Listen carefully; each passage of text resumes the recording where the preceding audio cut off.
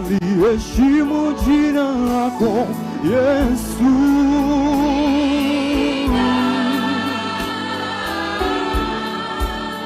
jina lenye nguvu nyingi.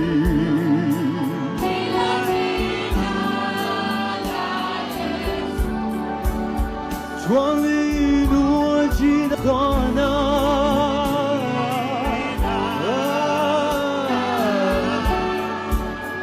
jina lenye